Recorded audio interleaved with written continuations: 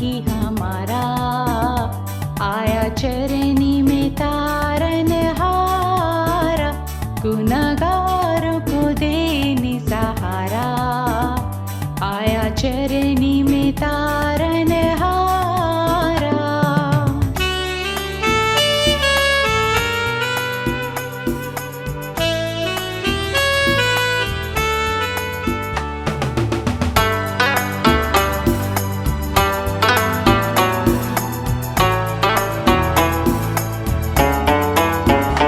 मैदानों में करते रखवाली, चमके रोशनी खूब निराली।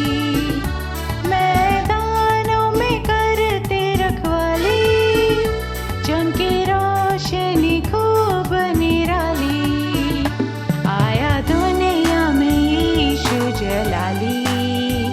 ये शुभ संदेश आया, आया दुनिया में यीशु जलाली। ये शुभ संदेश आया, गुनहगारों को देने सहारा, आया चरनी में तारनहारा।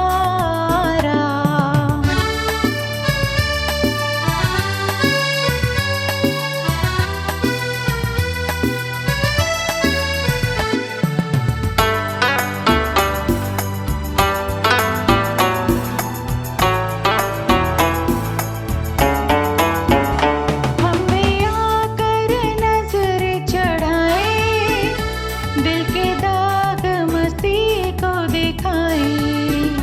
हमें आकर नजर चढ़ाए, दिल के दाग मसीह को दिखाए।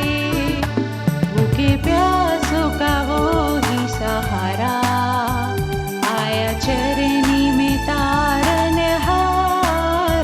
भूखे प्यासों का वो ही सहारा, आया चरनी में तारनहारा। गुनहगारों को देने सहारा, आया चरनी में तारनहारा।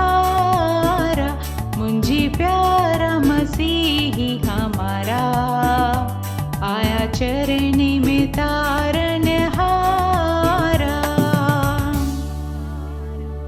प्यारे मित्रों, सबको मेरा प्यार भरा अभिवादन।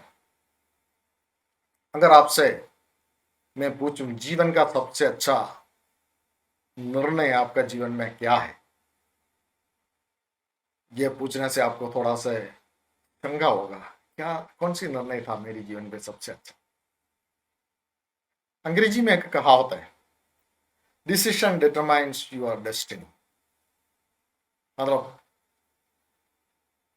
निर्णय, आपकी जो निर्णय है वो आपकी नियति को निर्धारित करता है।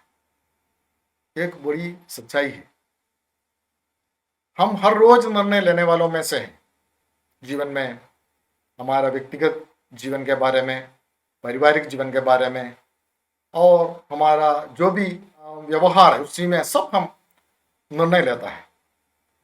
अगर मान लो इस निर्णय में हम अगर कभी गलती करता है तो उसका फल बहुत खराब निकलता है।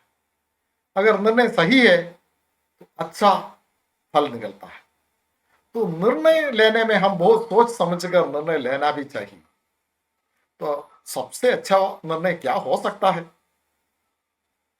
इसके बारे में मैं ऐसे बताना चाहूंगा। ये वो निर्णय होगा जो आपको अपनी जीवन की सर्वोत्तम उपलब्धियों तक ले जा सकता है। आपके जीवन के में सबसे बड़ी सफलता दे सकता है वो निर्णय है जरूर आपका जीवन में सबसे उत्तम निर्णय। तो सवाल यह है, तो आपका जीवन का सबसे या सर्वोत्तम उपलब्धि या सफलता क्या होता है? इसमें लोग अलग अलग विचार करते हैं। कुछ लोग सोचता है मेरी जीवन में सबसे बड़ी उपलब्धि या सफलता ये होगा, बड़ी धन दौलत हो, अच्छा सेहत हो, मैं अच्छी जीवन बिता सके, वो मेरे जीवन का सबसे बड़ी उपलब्धि है। किसी ने सोचता है मैं बड़ा एक ज्ञानी बनकर एक बहुत सारे चीज़ों को ढूंढने वाला बहुत एक साइंटिस्ट बन जाए और लोग मुझे आदर दे, तभी मेरा वो बड़ा सबसे बड़ा उपलब्धि है। किसी ने सोचता है मेरी अच्छी पदवी मिला, देश का बड़ा आदमी बना, समाज में बहुत कुछ कर पाए, वो मेरी सफलता है। हाँ, एक तरह से या दूसरी तरह से ये सारे सफलता तो है ही, लेकिन सबसे बड़ा सफलता क्या है इंसान के जीवन में? परमेश्वर की वचन में या बाइबल धर्मशास्त्र में सबसे बड़ा सफलता का बारे में कुछ बातें लिखी गई है। मैं आपके लिए वो भाग पढ़कर सुनाना चाहूंगा। मत्ती रचित सुसमाचार उसका 16वां अध्याय का 26वां वचन में ऐसे लिखा है, यदि मनुष्य सारे जगत को प्राप्त करे और अपनी प्राण को हानि उठाए तो उससे क्या लाभ होगा, या मनुष्य अपने प्राण के बदले क्या देगा। ये एक उपलब्धि के बारे में है। एक मनुष्य सारे जगत को प्राप्त करे, वो सफलता की बहुत बड़ा आदमी। लेकिन साथ साथ धर्मशास्त्र पूछता है, अगर अपनी प्राण को हानि उठाए उनको क्या लाभ? तो सबसे बड़ी उपलब्धि या सबसे बड़ी सफलता इंसान का प्राण को बचाना है। अपने प्राण को बचाए वो व्यक्ति सबसे सफलता पाए हुए व्यक्ति है। शायद आपने वो महान राजा सिकंदर के बारे में कहानी सुना होगा। सिकंदर सारे देशों को कब्जा किया था, हमारा देश भारत में भी वो पहुंचा था, लेकिन उनका जीवन में बहुत छोटी उम्र में केवल 33 साल में वो इस दुनिया से चला गया।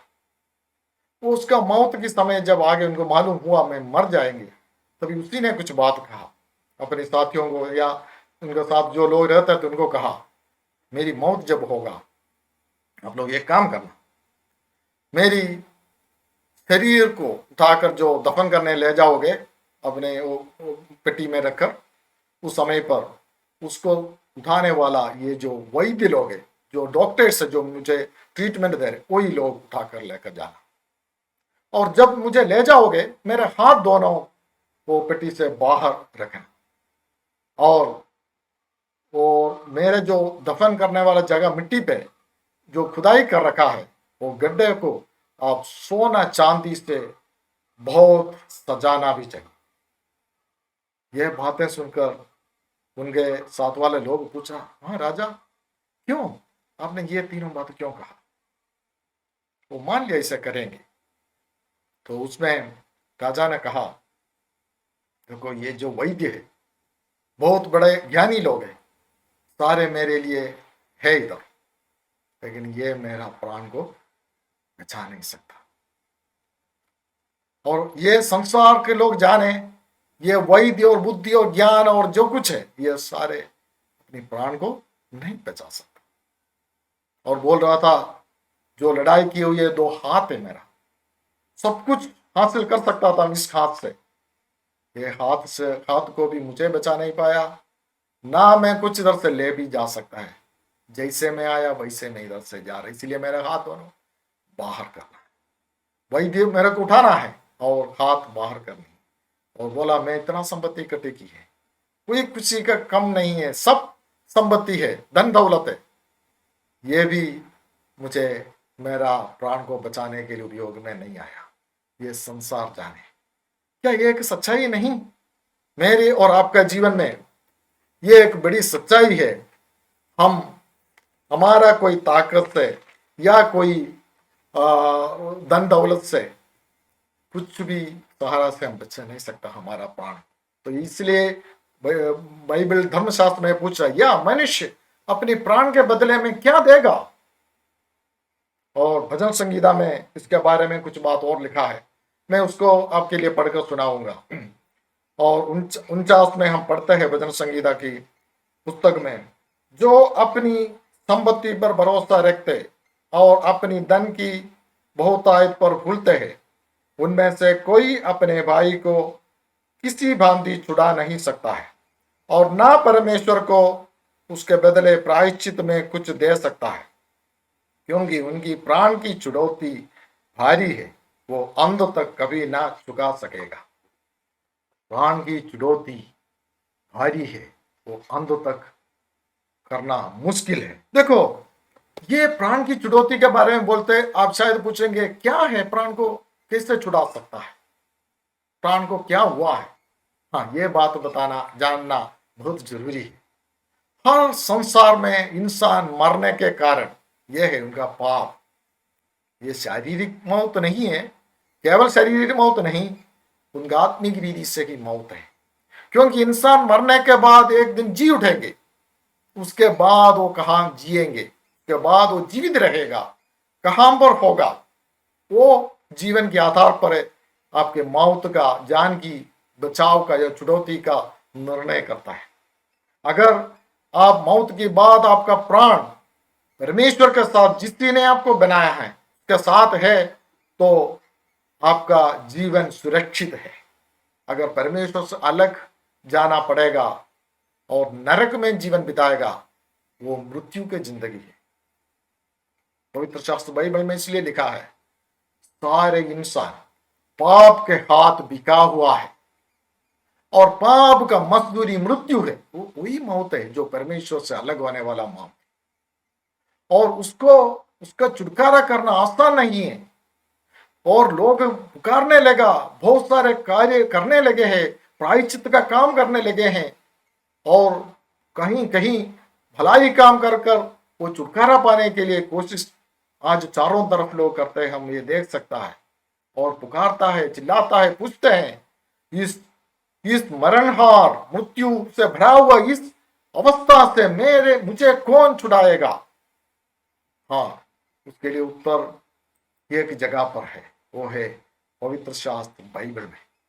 वहीं पर प्राण की छुड़ौती के बारे में बताया गया है। मैं वो भाग आपके लिए पढ़कर सुनाऊंगा। पहला तीमुथियुस 2 अध्याय उसका 5वां वचन और 6वां वचन में भी ये बात बहुत साफ रीति से बताया गया है। वहीं पर ऐसे हम पढ़ते हैं, क्योंकि परमेश्वर एक ही है और परमेश्वर और मनुष्यों के बीच में भी एक ही बिचवाई है, अर्थात मसीह यीशु जो मनुष्य है, जिसने अपने आप को सबके छुटकारे के दाम में दे दिया ताकि उसकी गवाही ठीक समयों पर दी जाए। इधर बाइबल कहती है परमेश्वर एक ही है। हम तो बहुत परमेश्वरों को, अलग अलग परमेश्वर के पीछे भागने वाला एक संसार है ये, लेकिन परमेश्वर एक ही है। बाइबल धर्मशास्त्र कहता है। और परमेश्वर और इंसान के बीच में बिचवाई भी एक ही है। एक ही बिचवाई, हमारा बीच में खड़ा होने वाला लायक एक ही व्यक्ति है। वो कौन है? वो मसीह यीशु है। उसने क्या किया है वो भी लिखा है। वो सबके छुटकारे के लिए, प्राण के छुटकारे के लिए उसने अपने आप को दे दिया। 2000 साल पहले उसने इस जगत में आया, मेरे लिए और आपके लिए उनका जीवन दे दिया, प्राण दे दिया। हमारा प्राण का छुटकारा उसी ने पूरा किया है। उसके बारे में बाइबल में लिखा है, तुम्हारा छुटकारा चांदी सोने अर्थात नाशमान वस्तुओं के द्वारा नहीं हुआ, परंतु परमेश्वर की मेमना जो प्रभु यीशु मसीह है, उसका निष्कलंक मेमना है, वो उसका मसीह का बहुमूल्य लहू के द्वारा हुआ है। तो ये है बहुमूल्य लहू बहाकर आज हमें उन्होंने छुटकारा दिलाया है। क्या हम भी इस बहुमूल्यता को जानते हैं? प्रभु यीशु मसीह इस जगत में दीन होकर जब आया था, इतिहास में हम उसको देखते हैं। उसका मौत को लोग सोचा एक ऐसी ही हुआ है ना, उसके अंदर कोई पाप नहीं था, निष्पाप था। उसका लहू कालवरी क्रूस पर बहाया। अभी जो व्यक्ति उस प्रभु को अपनाता है, उनका जीवन में प्राण का छुड़ौती आ जाता है।